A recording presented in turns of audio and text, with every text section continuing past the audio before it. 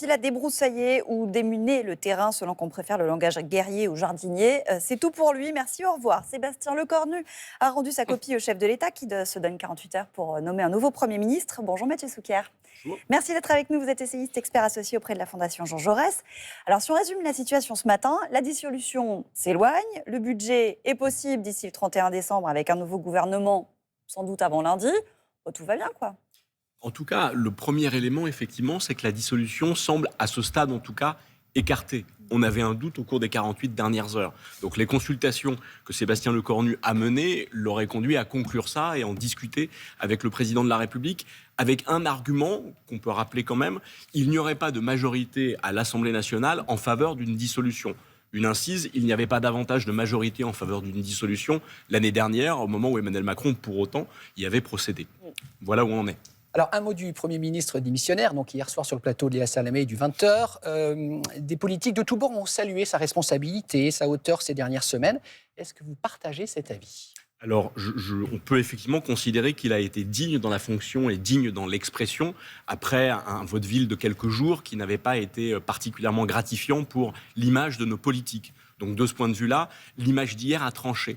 Je ne sais pas si le discours du Premier ministre a pour autant été extrêmement clair. Sur la dissolution, si on l'a compris, en tout cas à court terme, sur la suite des choses, c'est moins net. Alors, un deuxième message quand même subliminal, en termes de ligne politique pour la suite, puisque du coup, Emmanuel Macron va nommer un Premier ministre dans les 48 heures. En tout cas, c'est ce qui a été confirmé par l'Élysée hier soir. Ça pourrait être Sébastien Lecornu. Alors, lui dit que sa mission est terminée et qu'il n'est pas candidat. Mais c'est une possibilité ? Il a fermé la porte et il a dit deux choses. Il a dit qu'en termes d'orientation politique, quand même, c'était feu le socle commun, ou ce qui a été le socle commun jusqu'à il y a peu. En tout cas, ce qu'il a appelé un socle de stabilité qui semble être la force politique aux yeux du président de la République, qui reste dominante et donc qui doit incliner d'une certaine façon l'orientation politique de ce gouvernement. Et la troisième information subliminale qu'il a laissé entendre, c'est que le casting gouvernemental devait être dépollué de toute considération présidentielle. Alors effectivement, Sébastien Lecornu n'a jamais dit qu'il était potentiellement candidat à l'élection présidentielle de 2027. Pour autant, un tel discours incline plutôt à imaginer qu'on s'orienterait soit vers un gouvernement dit technique, oui, c'est ça. dit technique, soit un gouvernement composé de personnalités déjà un peu sorties du jeu politique, ou en tout cas qu'on n'imagine pas vouloir y revenir d'ici 2027. Donc ça veut dire quoi ? Des anciens premiers ministres Exactement. Alors je sais que depuis hier soir, le nom de, par exemple, Jean-Louis Borloo circule beaucoup. Ce type de figures, voilà, des figures d'autorité dans la sphère politique, dont encore une fois, on n'imagine pas qu'elles cherchent, en passant par la case Matignon, à revenir ou à venir à l'Élysée dans un an et demi. Oui, parce qu'en plus, et les oppositions le disent, si le Premier ministre est macroniste, la gauche va censurer. S'il y a une suspension de la réforme des retraites, là c'est la droite qui va censurer. Il y a peut-être un chemin, comme le disait Sébastien Lecornu, mais enfin il est étroit. Alors, on ne sait pas effectivement si ce chemin, on peut le trouver. Rappelons quand même que la crise politique dans laquelle nous sommes est différente, en fait, des deux précédentes. Si Sébastien Lecornu est tombé, ou plus exactement, si avant de tomber, il a démissionné, ça n'est pas à cause d'une explosion causée par la censure des oppositions additionnées. Pas du tout. C'est ce qui avait coûté la peau de Michel Barnier et de François Bayrou. Là, ce n'est pas une explosion politique à laquelle nous avons assisté, c'est une implosion du socle présidentiel, du camp présidentiel en réalité. Alors d'abord parce que LR n'est plus un allié très fiable, on l'a compris, parce qu'il y a une rivalité dans la perspective de la présidentielle entre Bruno Retailleau et Laurent Wauquiez, mais parce que le camp présidentiel lui-même se fissure avec des ambitions de plus en plus affirmées de Gabriel Attal et d'Édouard Philippe qui, pour assumer ces ambitions, ont besoin de se montrer en rupture avec le président de la République. Donc première chose, c'est le camp présidentiel d'abord qui doit être recimenté. Et je ne sais pas dans quelle mesure ils y parviendront.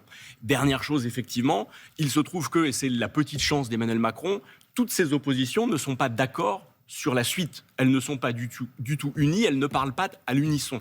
LFI demande sa démission à travers une procédure de destitution. L'extrême droite, qui a changé d'avis plusieurs fois, désormais, en fait, prône la dissolution. Et la gauche de gouvernement, non pas seulement le PS, mais ce qui constituait l'ex-gauche plurielle il y a 20 ans, c'est-à-dire le PS et ses alliés d'hier, eux, demandent de gouverner. Donc je dirais que c'est la petite voie de passage d'Emmanuel Macron. Il a en face de lui des gens qui ne parlent pas du tout d'une même voix. Alors, si Sébastien Lecornu a terminé sa mission, Mathieu Souquier, ça veut dire que c'est maintenant Emmanuel Macron qui gère la crise en direct ? Absolument. C'est désormais, et d'ailleurs c'est sa prérogative constitutionnelle, institutionnelle, c'est à lui de nommer un nouveau gouvernement. Donc là, désormais, le quatrième. Et j'entendais François Hollande s'exprimer hier soir qui disait, cette fois, entre guillemets, c'est la bonne ou c'est la dernière? C'est-à-dire que c'est la dernière cartouche. On voit qu'avec la démission de Sébastien Lecornu, la cible a commencé de se déplacer.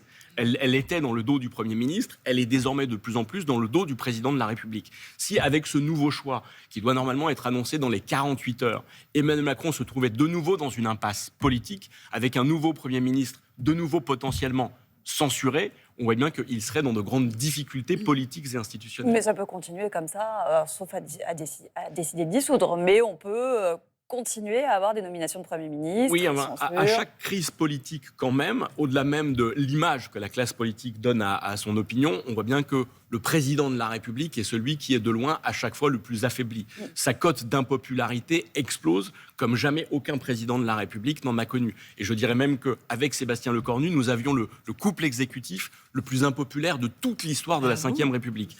Un président aussi impopulaire est un président impuissanté, totalement impuissanté. Et quand on voit que son ex-premier ministre Édouard Philippe a lui-même évoqué l'hypothèse de sa démission, en la présentant même comme un acte de dignité de la part du président de la République, ça sent un peu le sapin.